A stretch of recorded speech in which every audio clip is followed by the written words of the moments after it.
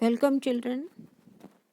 आज की worksheet number 76, हम बीमार क्यों पड़ते हैं। आज इस वर्कशीट में हम रोग फैलने के साधनों के बारे में जानेंगे। जिज्ञासा दीदी, हमने रोगों के बारे में पढ़ा या जाना, लेकिन संक्रामक रोग कैसे फैलते हैं। तो आज हम क्या पढ़ेंगे बच्चों?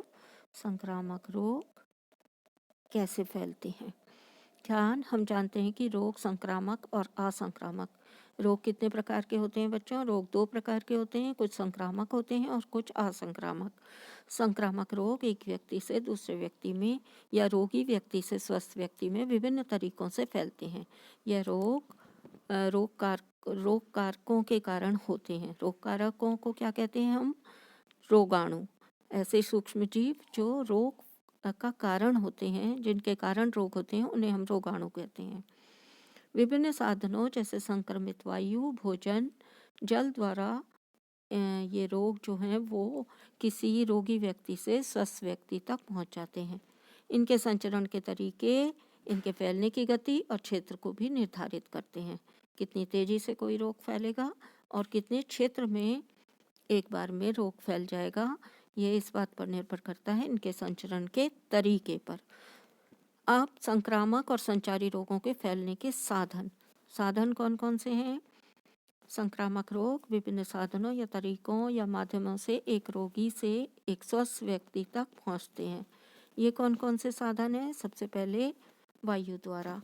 तो वायु द्वारा कौन कौन से रोग फैलते हैं? वायु में कैसे आ जाते हैं? सूक्ष्म जीव छींकने, खांसने और जोर से बोलने के कारण रोगकारक सूक्ष्म जीव वायु में फैल जाते हैं। वायु में फैलकर किसी स्वस्थ व्यक्ति में सांस के साथ अंदर चले जाते हैं। अगर वह स्वस्थ व्यक्ति उस एरिया में, उतने बड़े क्षेत्र में खड़ा है या सांस ले रहा है जहाँ पर किसी के छींकने, खांसने या जोर से बोलने के कारण जो संक्रमण है वो फैल रहा है, तो वो व्यक्ति के सांस के साथ ये सूक्ष्म जीव शरीर के अंदर एक स्वस्थ व्यक्ति के प्रवेश कर जाते हैं। कौन कौन से रोग हो सकते हैं?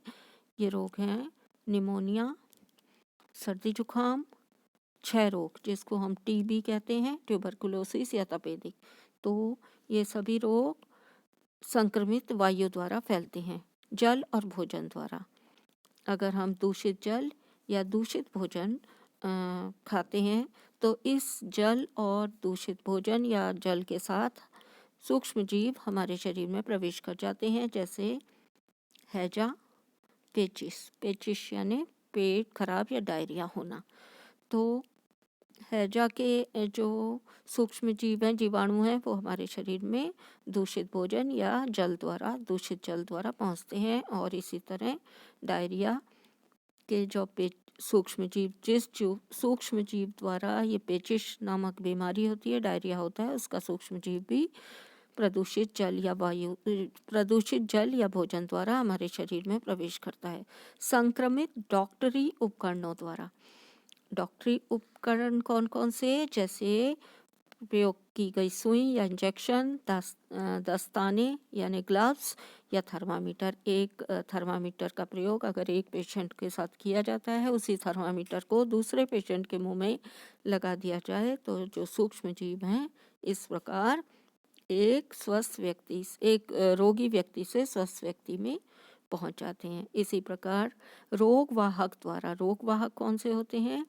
कुछ जीव ऐसे होते हैं जो रोगी व्यक्ति से सूक्ष्म जीवों को स्वस्थ व्यक्ति तक पहुंचाने का कार्य करते हैं। इन्हें हम कहते हैं रोगवाहक। जैसे मच्छर क्या करता है?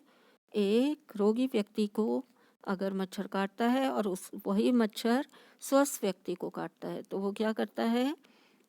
बीमारी के सूक्ष्म जीव को रोगी व्यक्ति से स्वस्थ व्यक्ति में पहुंचाने का कार्य करता है। इसी प्रकार कुत्ता, बिल्ली, बंदर, इन सभी की लार में रेबीज नामक बीमारी का सूक्ष्म जीव होता है, वायरस, जो क्या करता है?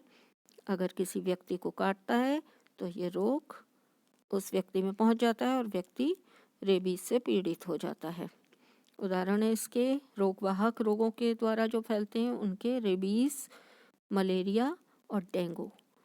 लैंगिक संपर्क द्वारा सिफिलिस, एड्स, ये दोनों रोग जो हैं वो कैसे फैलते हैं? ये एक व्यक्ति से दूसरे स्वस्थ व्यक्ति के में लैंगिक संपर्क में आने से फैलते हैं, और ये अन्य कारणों से भी, एड्स नामक बीमारी जो है वो अन्य कारणों से भी फैल सकती है लैंगिक संपर्क के साथ साथ।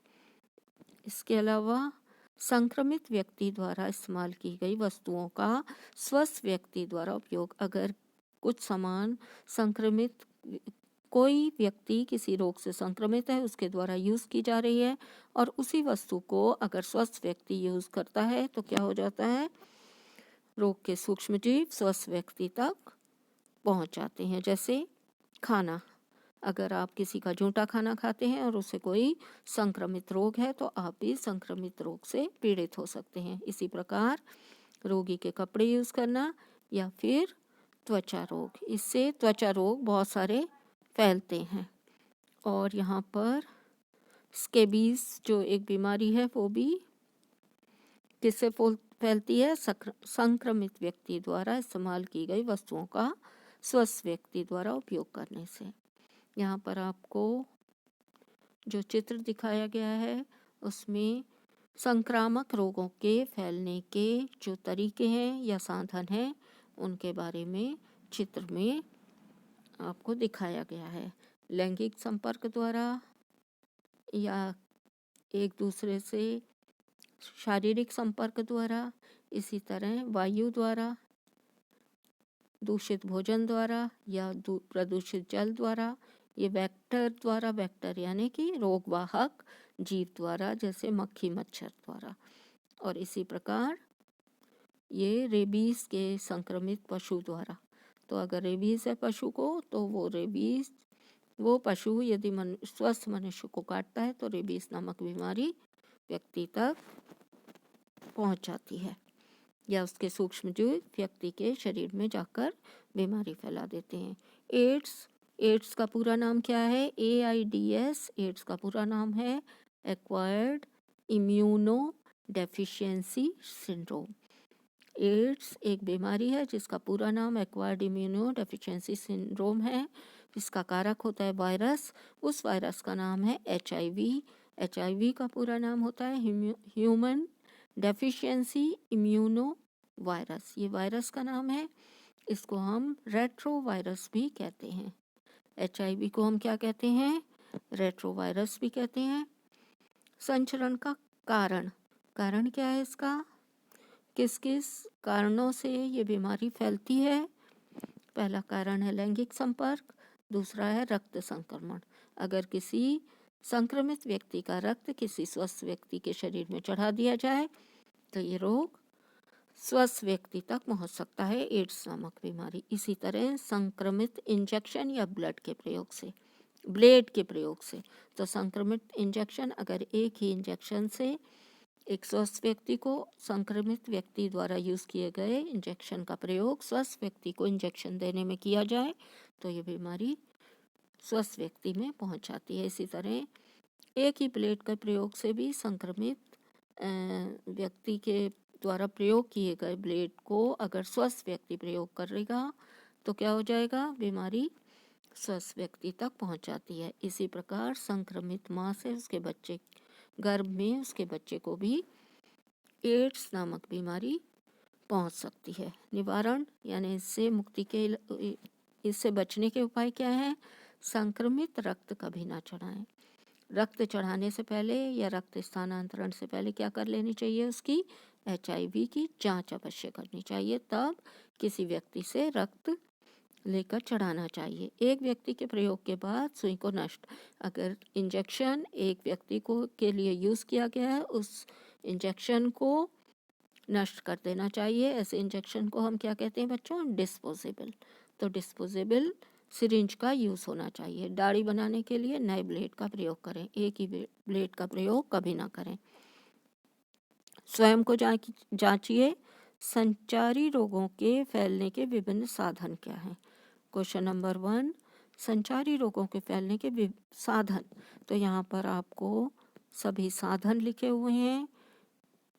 तो आप यहाँ से आंसर लिखेंगे। संचारी रोगों को फैलने के संक्रमित वायु द्वारा, जल और भोजन द्वारा।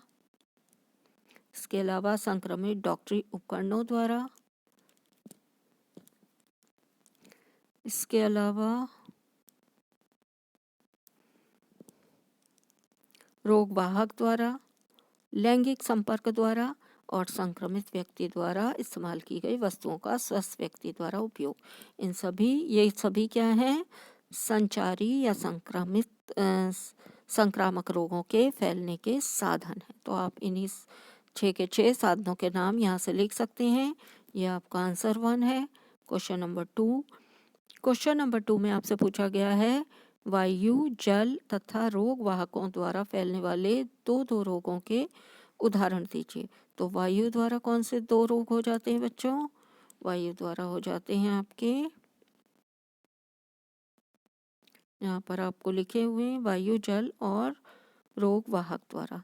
तो वायु द्वारा होते हैं सबसे पहले निमोनिया और क्षय रोग।